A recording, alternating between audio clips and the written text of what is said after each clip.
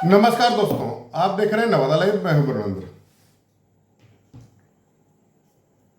पूरे देश दुनिया में अभी कई किस्म की खबरें चल रही है और सुर्खियां वही खबर बटोर रही है, लेकिन हमारी तो आदत है कि हम नवादा से जुड़ी खबर ही आप लोगों के सामने लाते हैं मुख्य रूप से। तो ताज़ा खबर क्या है अभी, पूरी देश दुनिया में क्या चल रहा है। दुनिया की बात करें तो इजराइल, अमेरिका वर्सेज ईरान और कुछ अन्य देश युद्ध चल रहा है। उसका नतीजा क्या सामने आया है कि रसोई गैस की किल्लत की गुंजाइश बन गई है। अभी तो रसोई गैस कहा जा रहा है, कुछ दिनों में पेट्रोल और डीजल भी कहा जाएगा। अगर यही स्थिति रही अगले एक सप्ताह, 10 दिन, 15 दिन, तो खैर। देश के अंदर क्या चल रहा है, देश के अंदर यूजीसी कानून, एफटीएम फाइल, यही सब पर अभी राजनीति हो रही है। बिहार के अंदर क्या चल रही है, तो बिहार के अंदर चल रही है सत्ता परिवर्तन। उसके पहले राज्यसभा का चुनाव, पांचवा कैंडिडेट एनडीए का जीतता है या महागठबंधन अपने एक मात्र प्रत्याशी को चुनाव जिता ले जाने में कामयाब होती है। नवादा में क्या चल रहा है, दुनिया से होते हुए, देश और राज्य से होते हुए हम नवादा की तरफ आते हैं। तो नवादा की ताज़ा खबर यही कहती है कि जनता दल यूनाइटेड ने अपना जिलाध्यक्ष बदल दिया है, या कहिए कि नया चेहरा को जिम्मेवारी जिलाध्यक्ष की दी है, और वो है राजकिशोर दांगी। अकबरपुर के रहने वाले हैं, जिला पार्षद हैं।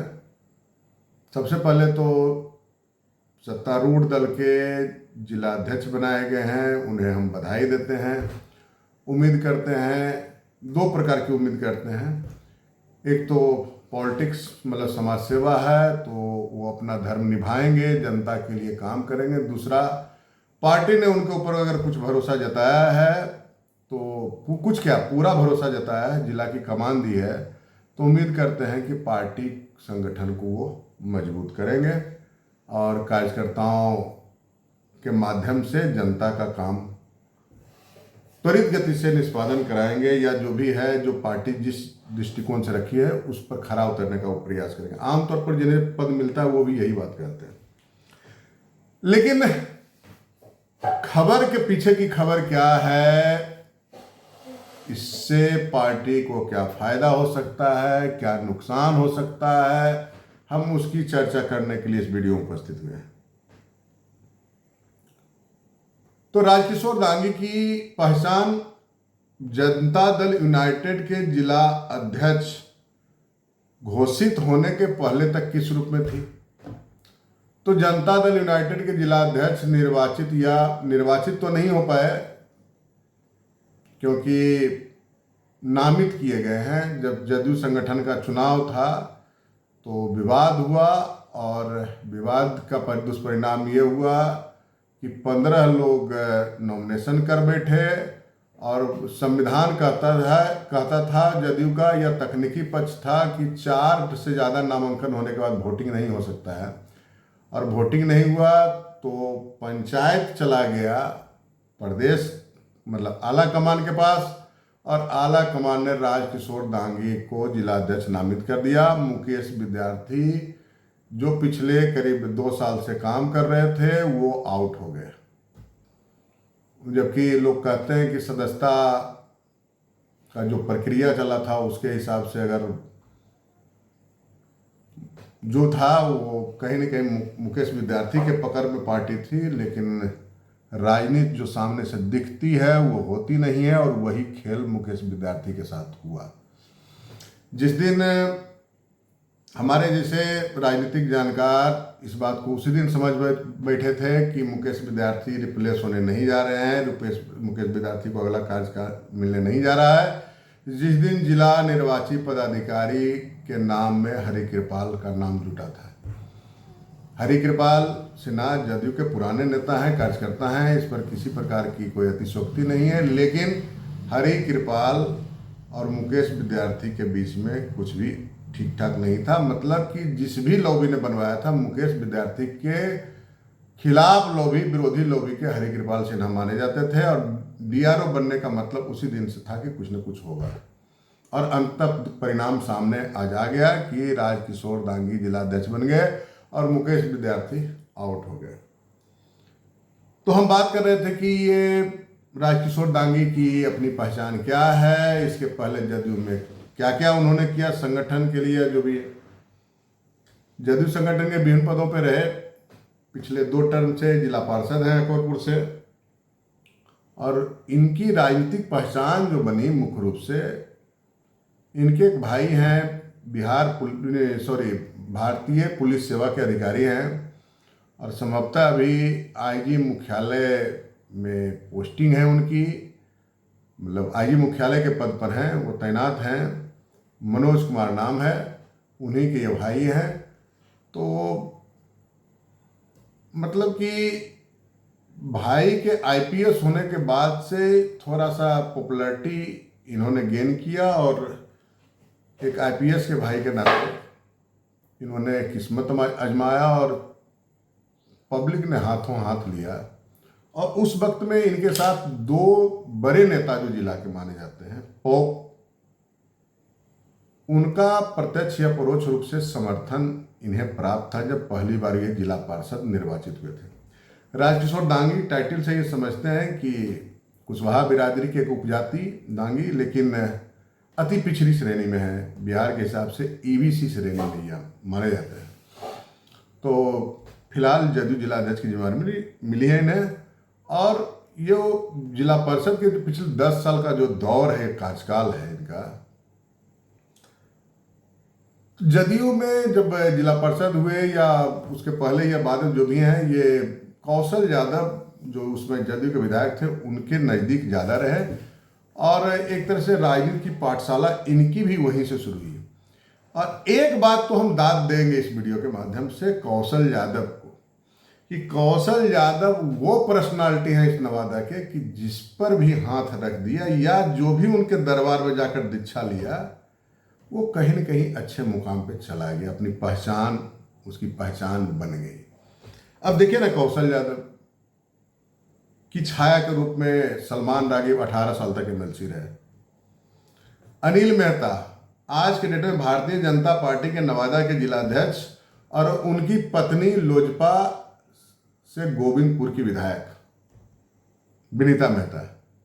अनिल मेहता बेसिकली कौशल यादव के पास से ही राजनीति की शुरुआत किए थे। इनकी एक पहचान जिले में बनी थी और आज भाजपा के जिलाध्यक्ष हैं। विभिन्न दल में रहे हैं, राजद में भी रहे हैं। इसके अलावा जिसमें कौशल यादव राजनीति शुरुआत एबीसीडी करते थे तो कांग्रेस में थे, तो मतलब कांग्रेसी भी थे। संभवतः अनिल मेहता बीच में के दौर में जदयू भी रहे होंगे। तो जो भी है, तो मोटा मोटी तौर पे मतलब अनिल मेहता भी वहीं के प्रोडक्ट हैं। कौशल यादव जो राष्ट्रीय जनता दल की राजनीति करते थे, भले पार्टी ने इन्हें शुरुआत में 2005 में इन्हें टिकट नहीं दिया था फरवरी में, लेकिन ये इनकी ही अनुशंसा पर नंदकिशोर चौधरी को रजौली से टिकट मिला था और चुनाव जीत गए थे वो। तो कौशल यादव का प्रोडक्ट देखिए। श्रवण कुशवाहा राष्ट्रीय जनता दल के एमएलसी के प्रत्याशी रहे, पार्लियामेंट के प्रत्याशी रहे। अलग बात है कि उनका संसदीय जीवन अभी शुरू नहीं हो पाया है। मुखिया रहे, पत्नी मुखिया रही, पार्लियामेंट का चुनाव लड़ लिए। श्रवण कुशवाहा के कुशवाहा बिरादरी में पूरे बिहार में अपनी एक पहचान बन गई। वो भी इसी कौशल यादव के आशीर्वाद प्राप्त पॉलिटिशियन हैं, चूंकि राजनीति का ककहरा वहीं से शुरू किया था इन्होंने। हाल ही में इनकी बहुत बदनामी हुई और अपने राजनीतिक जीवन में इन्हें नुकसान कौशल यादव को हुआ जब ये चुनाव नवादा से खुद और गोविंदपुर सिंह की पत्नी हारी, तो उसमें एक बड़ा फैक्टर ये बना कि इन्होंने अनीता महतो को बार्चली, मतलब अशोक महतो की पत्नी को बार्चलियन से टिकट दिलवाने में बड़ा भूमिका अदा किया। इन्होंने इस बात को स्वीकार भी किया खुले मन से पब्लिक प्लेटफॉर्म पर कि हाँ, हमने अशोक महतो या अनीता महतो को मदद किया, तो इसमें हमारा क्या कसूर है। तो खैर जो भी हो, अब देखिए राजकिशोर दांगी एक चेहरे, जो ऐसे और बहुत सारे चेहरे हैं, लेकिन एक राजकिशोर दांगी का नाम जुड़ा है। और राजकिशोर दांगी भी कहीं न कहीं उसी जो व्हाइट हाउस है, मतलब कौशल यादव के आवास को की identity nickname White House के रूप में है या नेताजी के नाम पर है, तो उसी नेताजी की छत्र छाया में, उसी व्हाइट हाउस में रहकर इन्होंने राजनीति को समझा, परखा और आज जनता दल यूनाइटेड के जिलाध्यक्ष के पद पर है। भले ही कौशल यादव जनता दल यूनाइटेड से अलविदा हो चुके हैं और आज के डेट में राष्ट्रीय जनता दल के नेता हैं, लेकिन राजकिशोर दांगे भी कहीं न कहीं उन्हीं के तरासे हुए व्यक्ति हैं।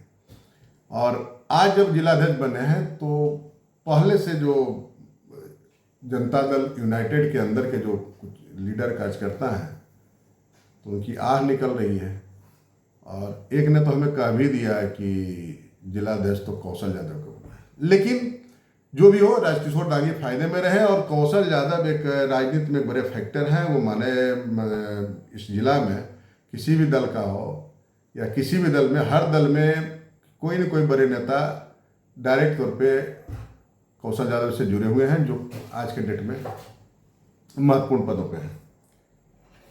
नुकसान किसे किसे हुआ है? सबसे बड़ा नुकसान तो हो गया मुकेश विद्यार्थी का।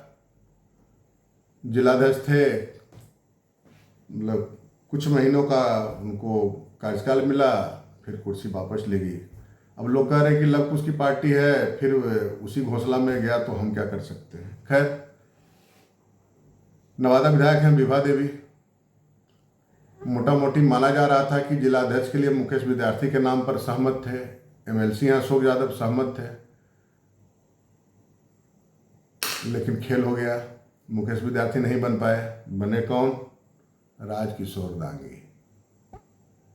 और राजकिशोर दांगे के बारे में उनकी एक अलग पहचान है, बहुत कुछ हमने आपको इशारों में बता ही दिया है।